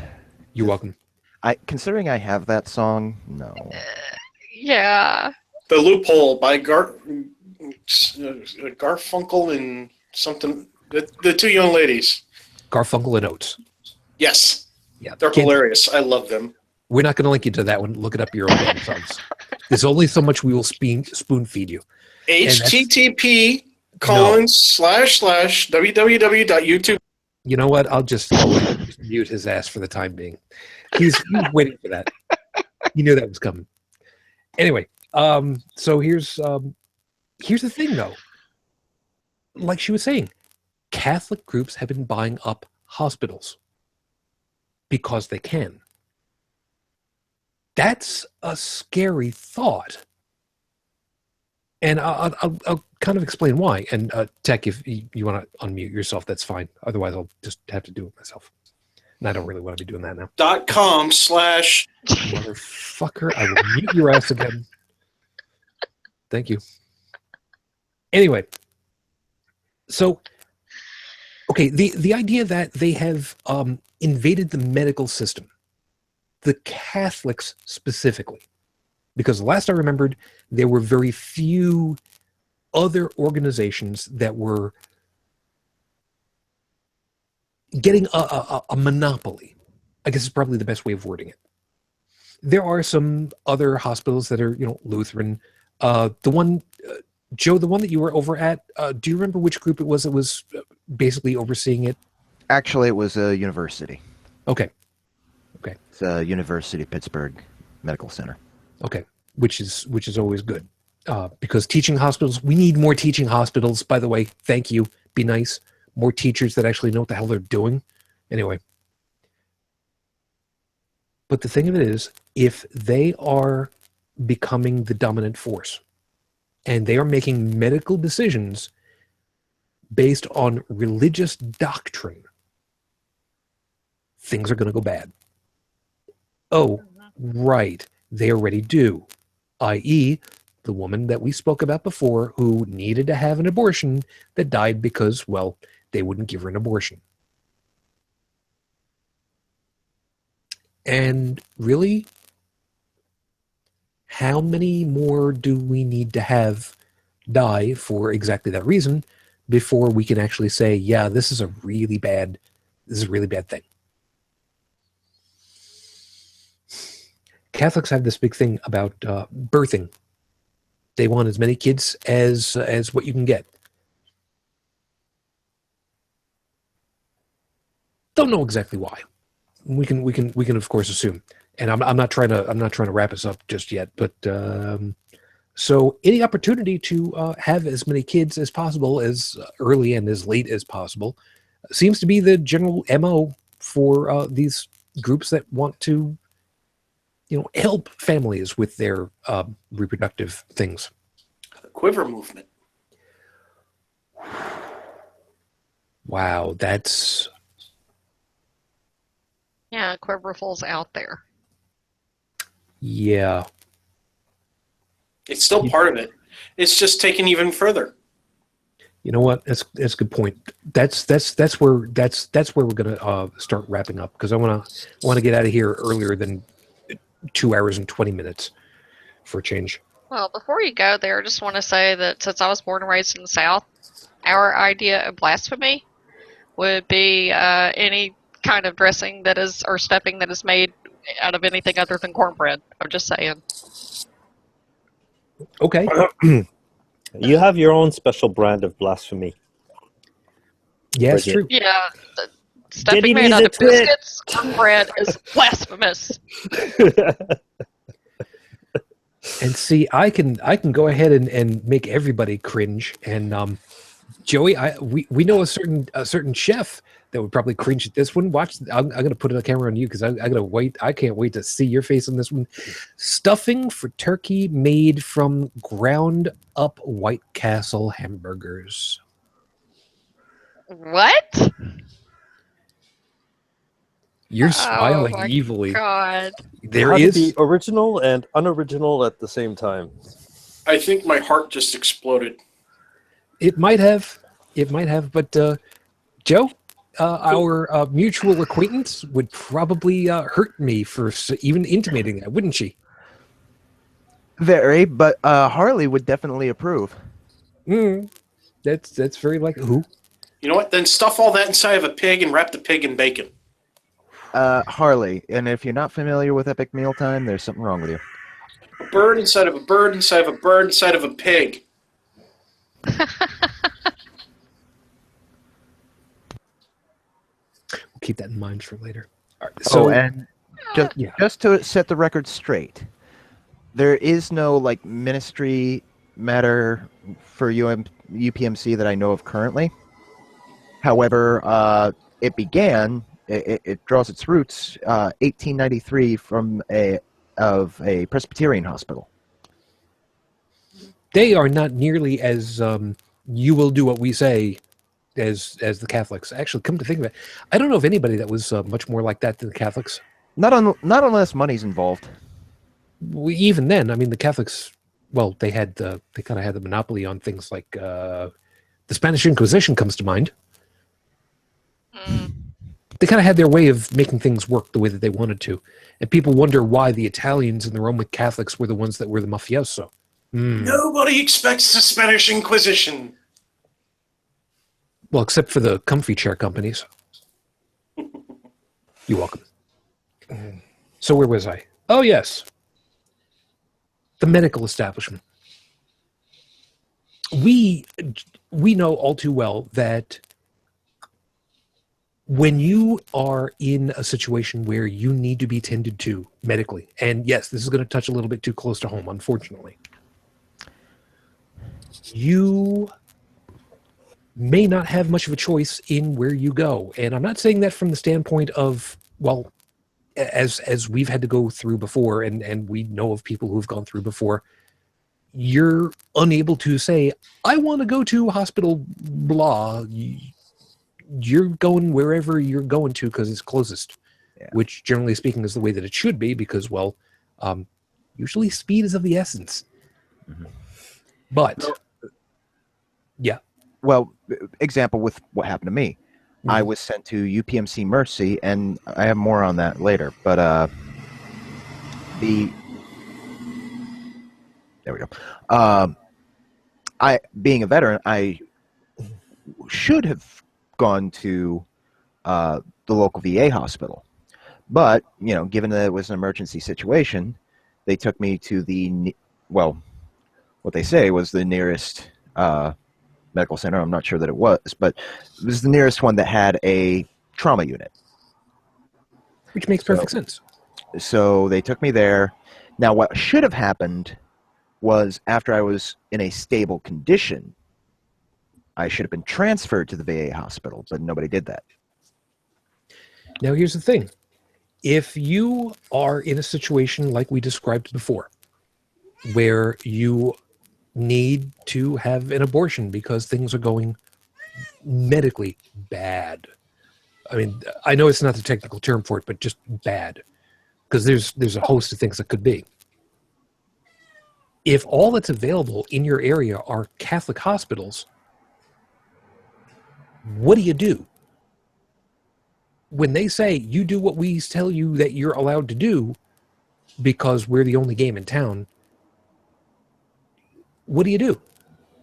There's nothing you can't do. Yeah. You can try to sue and work it out through the courts, and that takes time, and you don't have time. Just carry a sharp object, press it against the jugular. Actually, a sharp object and hold it against the judge would be a little bit more my methodology, but I don't really. Yeah, but the judge usually isn't present there, whereas the doctor who decides that they're going to follow religious law and not do the work that needs to be done to save your life, well, putting their life in kind of a predicament where. Well, and the thing about patients is that if the patient refuses treatment, the doctor can go to court and have them declared incompetent and do what they want to anyway. Or you can go visit your local vet.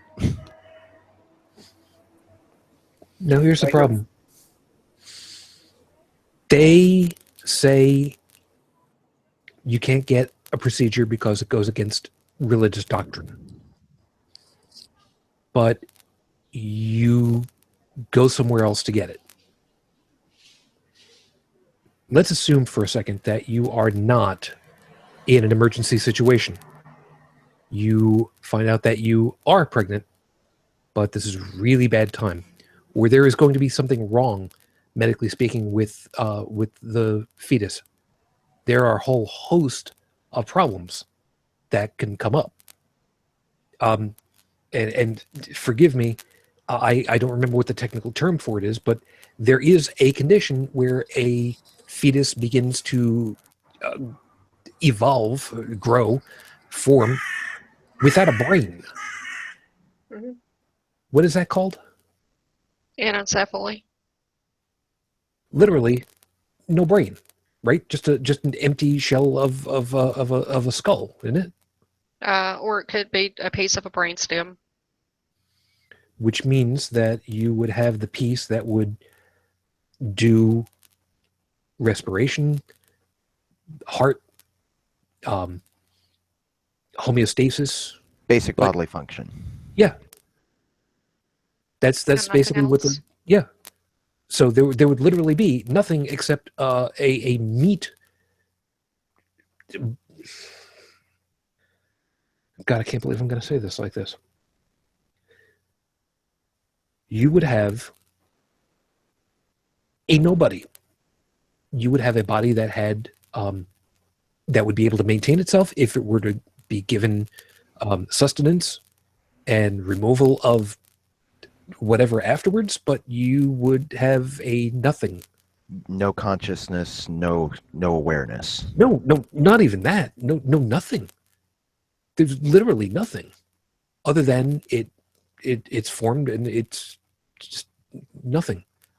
There's no way for this to be of anything other than heartbreak.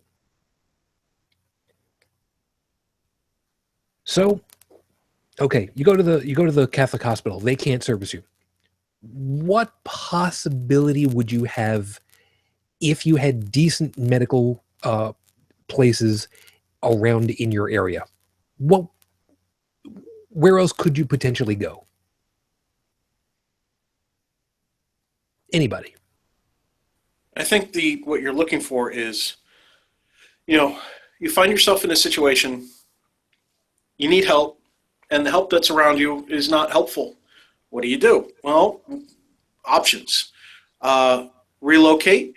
That's kind of pricey. Not everybody can move out of the area that they're born into just because it's a bad area, and they want better, and better is available elsewhere. It may not be financially viable for them to happen. And you have other people who do have the finances to do that, and they fly to other places where things can get done. What was it? I think it's Ireland, where the the ability to get an abortion is virtually non-existent. And so what has to happen is the women actually have to go over the border to other areas where abortions are legal and get the abortions there and then come back. And that's, for some, financially too restrictive. They can't do it without help. Ethically, medical profession is supposed to refer you to someone who will perform said procedure, but they don't do that. But ethically, they're supposed to. Because I would imagine that. Yeah, I was going to say that I can well imagine that the Catholics would be completely staunchly against that, even though it would be an ethically sound thing to do, because, well, we can't have you going ahead and hurting a future tither. Yeah, Tech, go ahead and finish off your thought. No, I'm good. But Okay. I mean, ethically, they're supposed to refer you to someone who will provide that service. If only it were that easy sometimes, though. Huh?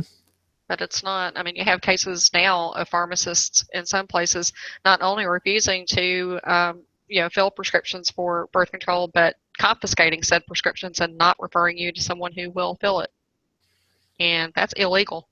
Yes, it is. But they do isn't it anyway. Because they'll do it until they can't get away with it anymore. Yep. But that's, of course, assuming that you can go through the good medical channels and perhaps go to a clinic of some kind. Could be Planned Parenthood, could be county clinic, could be almost anybody. But as we've seen in a lot of states here in the U.S., those are getting shut down in a lot of cases because of bullshit regulations. I'll go ahead and I'll say it. Because they have to be, 8 feet wide corridors in order to make sure that gurneys don't touch?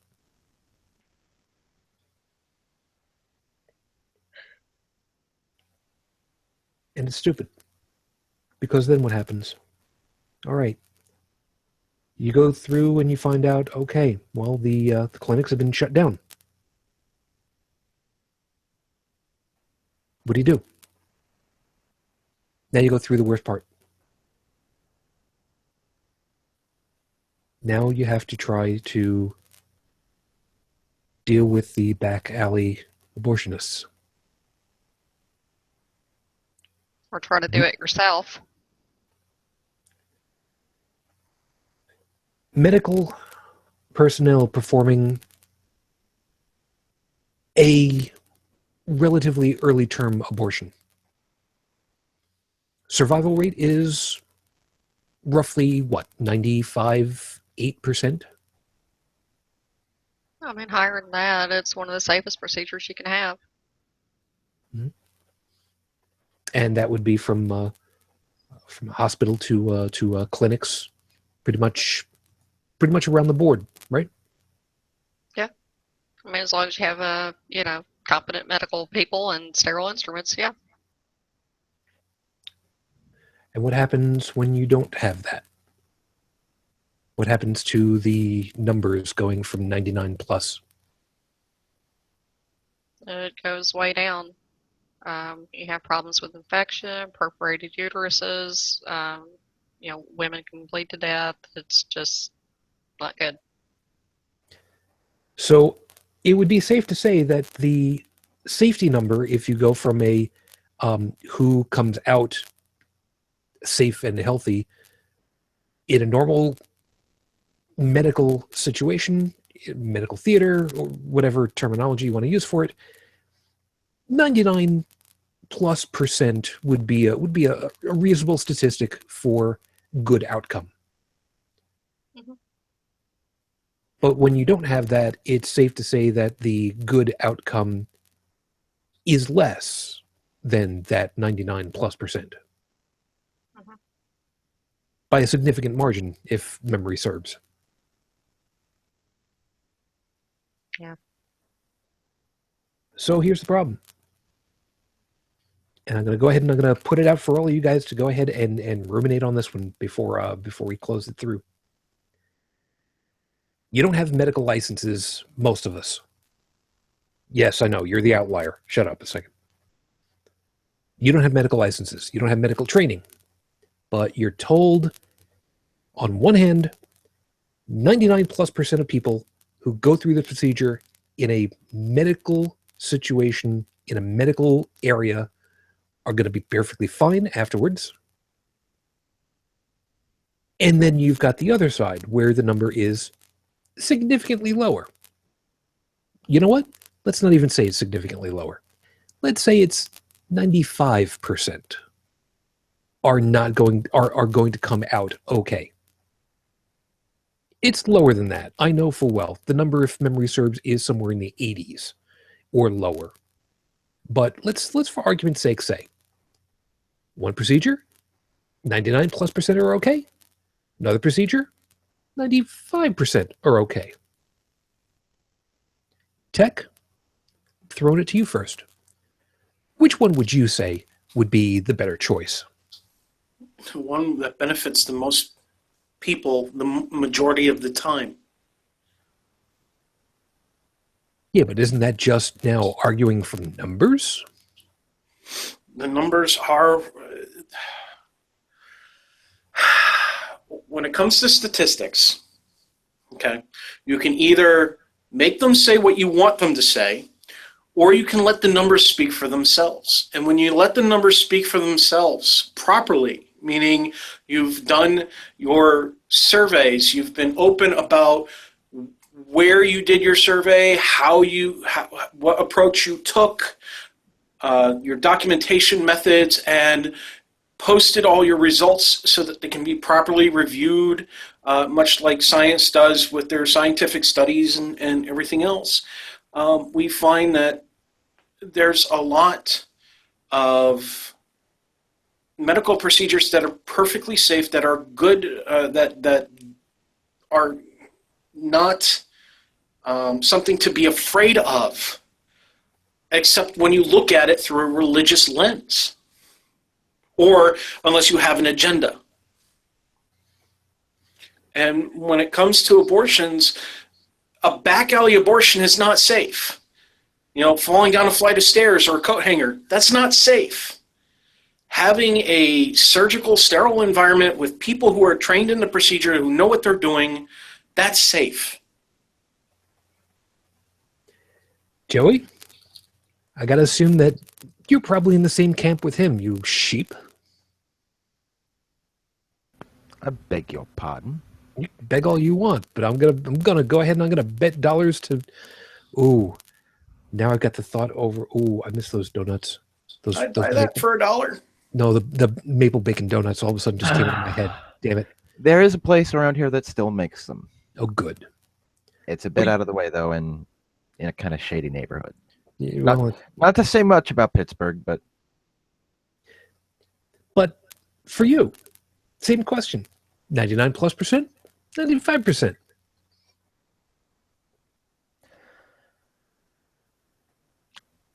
military side of me says go with the numbers. But as ever, it should be a case-on-case basis, whatever is considered safest for that particular case. It's a good point. It's a good point. We'll see. I mean, we're talking about individuals here. You can't just look at a human body and be like, oh, well, you know, let me get out the owner's manual, see how we fix this. It's a case-by-case basis. And for just because I find it kind of curious, the owner's manual for humans, yeah, up until when you're first born, there are several manuals that actually do help with that.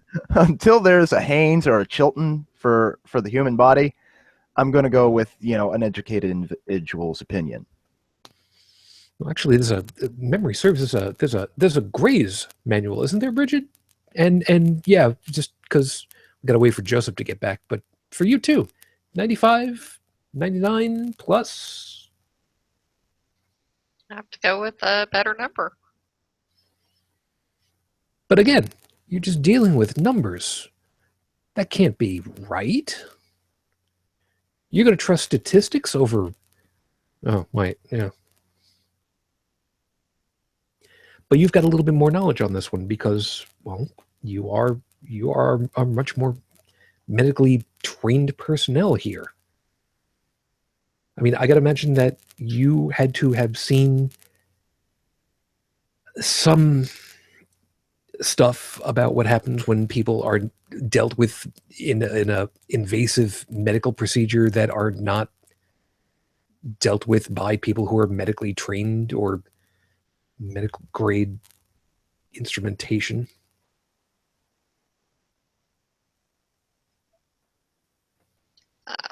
I have to go with the statistics, and I know that with sterile equipment and better trained personnel, you have better outcomes. There is documentation proving that. Yep. And you only have to go back and look, at death rates in the 50s and 60s to know what happens when women didn't have access to legal abortions. Yeah, amazing how that works out. Hmm? And I'd like to point out something real quick. When Brigid says documentation, Studies. This is not somebody just writing down something on a piece of paper going, haha, you have to believe me because I wrote it down and it's in a book now. It's like, no, that's how religions work. When it comes to medical studies. Yeah. And they're peer-reviewed. Sometimes they're double-blind studies, if they can be, which is the best kind, but it depends on what's going on in the study that may not be possible. But the sample size where they're getting the information for these kinds of reports, especially when it regards in regards to abortion, is from all over the country and from other parts of the world as well. These are not studies where they're doing it in a laboratory environment with one willing person and one unwilling person and writing a whole series of books on it saying, hey, you got to believe this. This is something much, much bigger than that. This is stuff that's been observed, has empirical evidence. It's been reviewed. It's been, our knowledge, old and new, has been applied to analyzing it. This is not something you can just go, it's just a theory. Because as soon as you say it's just a theory, I will call your ass out on it because you don't know what that word means. And I don't need Inigo Montoya to tell me that. Let me double check. Joseph, did you get back as yet? I'm going to take it as not. Okay, unfortunately. Well, before we get too far off the rails, we have forgotten entirely about, the biggest, most present form of blasphemy on this show. Us. This friggin' show! That's right. Oh, I thought he was going to say masturbation. No. Well, that no. goes without saying. Yeah, because... Yeah, but that one's a lot more fun than the show. Wait,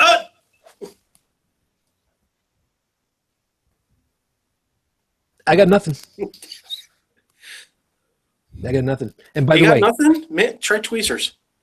I would, except... no, I apparently had somebody that knew what the hell they were doing. So let me... Yeah, we both have kids. We know what we're doing. Let me wrap this up real quickly because I want to get out of here a little bit quicker. Do it in haiku then. I'll do it even better. Blasphemy is very easy to do. All you have to do is just live and exist, and you're going to piss off somebody. Winston Churchill, if memory serves, basically said, if you have enemies, congratulations, it means you stood up for something. Some people have used the expression that you can measure someone's worth by the quality of their enemies.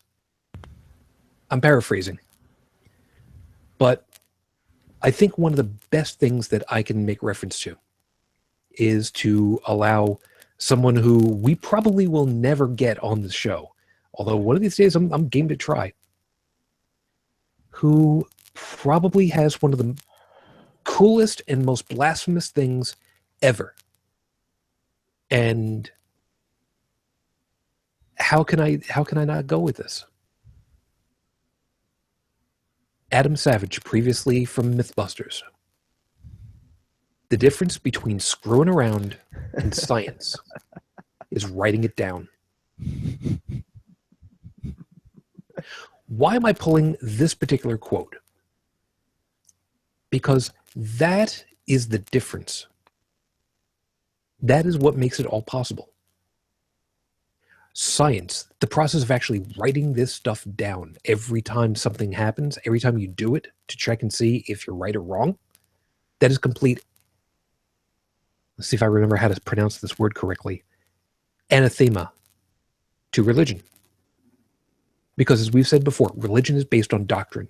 It's based on ideology. It's based on, I've got the right answer. Nah. That's what it comes down to. And unfortunately, when you go against that, you've got the small problem of having to convince others that you're right and they're wrong. Because how long does it actually take you? You need to do the math. How long does it take somebody to convince someone else that they're wrong when they're dropped from an 8-story building with 5.5 feet of clearance overhead being held overhead until they hit the ground? If they're launched sideways at a velocity of 3 meters per second. The sad part of it is, in some cases, that's all the time that you've got. And how fucking scary is that? As always, thank you very much for being with us tonight. We hope that you found something worthwhile in all of our opinions and our positions and thank you for keeping us on the air. You haven't done anything as far as money is concerned, but you keep coming back. My numbers don't say that we have 0 followers, so that's a good piece right there. So let me go ahead and say goodnight to everybody, and I'm going to wait for Joseph because he's still not back over with us. So, Tech, thank you very much for your time, and you have yourself a good sleep when you finally get to it, and save some bacon for the rest of us, would you? I always have bacon. Screw you, man. Screw you. No, Joe, screw you, Pecker. God, the friggin' steps you have to take a plotter apart. That's insane, man. That's the very definition of torture. You want blasphemy? Make somebody do that. that's perfect. And Joey, thank you very much for your time this morning. I hope that you have yourself a decent sleep tonight. I'm probably not going to be sleeping tonight for many reasons, but yeah. Well, I can dream. I'm just going to leave off on an entirely different note. My favorite Churchill quote, he was being badgered by one of his fellow ministers, and she said, "Sir, if I were your wife, I'd poison your coffee. Badger, badger, Madam, if you were my wife, I'd drink it." badger, badger, badger, badger. Yes, he did. Shut up, Tech. Brigid, thank you very much for your time this morning. And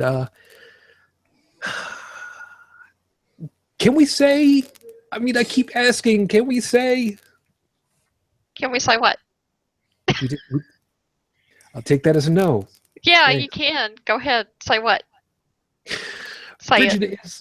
Brigid recently acquired a new life event, and part of the reason why we are talking about some of this stuff, she excised a cancerous legion on her life and acquired did. something much better. I did. Yay. Amazing And- how you did that to yourself too, by the way. And it's not for a Catholic organization either. Yes. But thank you very much for your time, of course. And shall we go ahead and plug your stuff? Sure. The only thing that I have to plug is my blog, brigidfitch2112.wordpress.com. Linked in the show notes, of course, as always. And now that you are back, Joseph, thank you very much for your time. Have a great morning. And things are coming along with the place, I understood. Yeah, I think I'm hoping for next week. I can find some other place to do this from next to the window. Well, like And I said, it's getting a little chilly here in Paris, so an open window is that has to change. Yeah, there's that. I didn't look and see what the temperatures were yet, but as we're getting into as we start getting over into the colder times, we do have a fun habit. Joey will probably smile at this. One of these days, we're going to see if we can actually get a phone call over to the mayor's office in Yellowknife and try to get a real quick weather report one of these days. How cold is it? You don't want to know. How cold is it? Well, it's not cold enough to freeze the phone line yet. It's so Joseph. cold. How cold is it? Bastard. Joseph should try recording from inside the closet. I hear that's a good sound dampener. One of the reasons there's so much work here is because I don't have one. It's the only place. That's the only thing this build place one. doesn't have. I did. Then use it. He's trying to build Full an of entire. shit. He's trying So to are build. you. No. Oh, just kidding. You know, I was about to say he's trying to build an entire apartment. Give him a break. All alone. I'll buy him a Kit Kat. I sob quietly while I do it. You do that. Tears help the plaster. That's I like it when strippers do that too. with that. We're out of time by about 6 minutes. Thank you. So, of course, as always, thank you very much for being with us. We hope that you've had a great time. If you would like to go ahead and chime in to us at any time, feel free to swing over to the website for all of the links for our social stuff. holycrapthevlogcast.com. And, of course, you can subscribe to the audio version of the podcast right from over there. If you'd like to send a voicemail message, feel free. 859-HCTV 554 859-4288-554. And we will be looking forward to talking with you guys again next week. I've got a couple of folks that I want to see about getting for near future.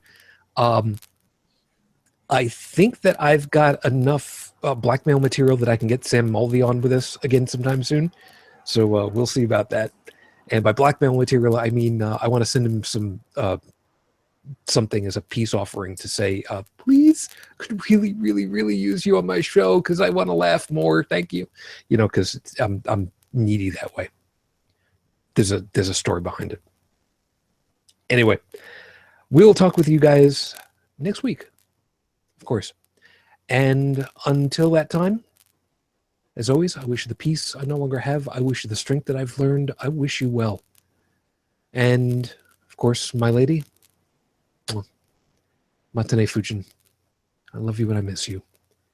Dream of me. Good night, Junya. Till the next time we get together, everyone, of course, as always, good night.